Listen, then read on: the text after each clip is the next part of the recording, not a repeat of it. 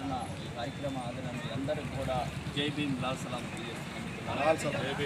ముందుగా సర్వాయి పాపన్న గౌడ్ 374వ జయంతిని ఖమ్మం పట్టణం ముందు ఖానాపురంలోని ఒక ఎన్ఎస్సి కన్వెన్షన్ హాల్లో నిర్వహించబోతున్నాం. దీనికి కైత్యాయిలే అనే ఒక బహుజన బిడ్డ ప్రపంచ మేధావి ఈ కార్యక్రమాన్ని హాజరవుతున్నారు. అదేవిధంగా జస్టిస్ చంద్రకుమార్ నిన్నే హైకోర్టుగా జడ్జిగా రిటైర్ అయ్యి ఈ కార్యక్రమానికి హాజరవుతున్నారు. ఈ రాష్ట్రంలో ఉన్నటువంటి మేధావర్గ బహుజన మేధావర్గం అంతా కూడా ఈ యొక్క సర్దార్ పాపన్న గౌడ్ జయంతిని రాష్ట్ర వ్యాప్తంగా దేశవ్యాప్తంగా తీసుకెళ్లాలని ఒక ఆలోచనతో ఈ కార్యక్రమం రాష్ట్ర వ్యాప్తంగా నిర్వహిస్తున్నాం. దీని ముఖ్య ఉద్దేశం ఒకటే, బహుజన రాజ్యం సాధించుకోవడమే మన లక్ష్యంగా ఇది పరిగణలో తీసుకున్నాం. బహుజన రాజ్యాన్ని 374 ఏళ్ల క్రితమే సర్దార్ సర్వాయి పాపన్న గౌడ్ సాధించి మనకు చూపించాడు. అయినా మనకు సొయ్యి లేకుండా ఇంకా అగ్రకులాల కాళ్ళ కింద బతుకుతున్నాం.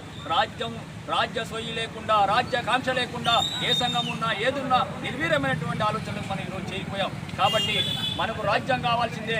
ఇక అడుకోవడం కాదు, చెప్పబట్టి హక్కులు అడుకోవడం కాదు, రాజ్యం కావాలనేటువంటి లక్ష్యం కావాలి అంటే మహనీయుడు సర్దార్ సర్వాయి పాపన్న గౌడ్ చరిత్ర మనం చదవాలి, పల్లెకి తీసుకెళ్ళాలి. ఒక్కడు ఎలా రాజ్యం సాధించాడో ఆ చరిత్ర మనం తెలుసుకోవాలి. తన మొండెం తెగకోసి ఈ రాష్ట్రం మీద విశ్లేషాడు. ఆ రక్తపు చుక్కలు మనం అర్థం చేసుకోవాలి. మన జాతి విముక్తి కోసమే, మన కోసమే ఆయన ప్రాణాలు అర్పించాడన్న సంగతి వాడవాడని తెలవాలి. సర్దార్ సర్వాయి పాపన్న గౌడ్ దేవుడు కాదు, ఒక వీరుడు, ఒక యుద్ధ వీరుడు.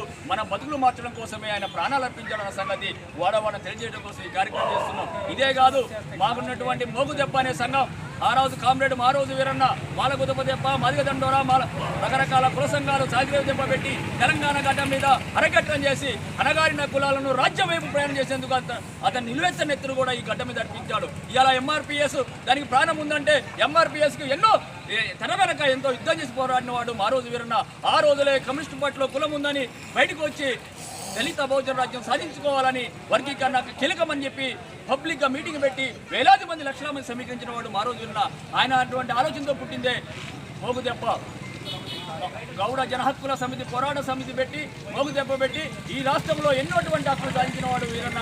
ఆ ఆలోచనతో, ఆ దుఃఖంతో బహుజన కులాలు ఐక్యమై ఈ ఖమ్మం గడ్డ మీద బహుజన రాజ్యం సాధించుకునేందుకు ఇక కమ్మలు, రెడ్ల కాళ్ళ కింద బహుజన బిడ్డలు ఉండడానికి లేదు. ఆ పార్టీలు మనకి కావని ఒక చైతన్యం కలిగించేందుకు సభ జరుగుతుంది. కారేపల్లిలో ఉన్నటువంటి ప్రాంతంలో ఉన్నటువంటి దళిత బహుజనులు అందరూ కూడా ఆ సభకు హాజరై మన ఉనికిని, మన సత్తాను దాటుకొని ఇక రాబోయే కాలంలో ఈ ఖమ్మాన్ని మనమే క్యాప్చర్ చేసి మన హక్కులు మనమే పరిష్కరించుకునే దిశగా ప్రయాణం సాగాలని చెబుతూ ఆగస్టు 18న ఇక్కడ ఉన్నటువంటి నాయకులందరూ కూడా సభకు సమావేశం హాజరవుతారని కోరుకుంటూ జై భీమ్ లాల్ సలాం. జయప్రదం చేయండి 374వ సర్వాయి పాపన్న గౌడ్ జయంతి సభను. సాధిద్దాం దళిత బహుజన రాజ్యాన్ని, నశించాలి అగ్రకుల రాజకీయ ఆధిపత్యం, నశించాలి అగ్రకుల రాజకీయ ఆధిపత్యం, సాధిద్దాం దళిత బహుజన రాజ్యాన్ని, జయప్రదం చేయండి సర్వాయి పాపన్న గౌడ్ 374వ జయంతి సభను. ఇలాంటి మరిన్ని తాజా వార్తల కోసం ARG న్యూస్ టీవీని సబ్స్క్రైబ్ చేయండి.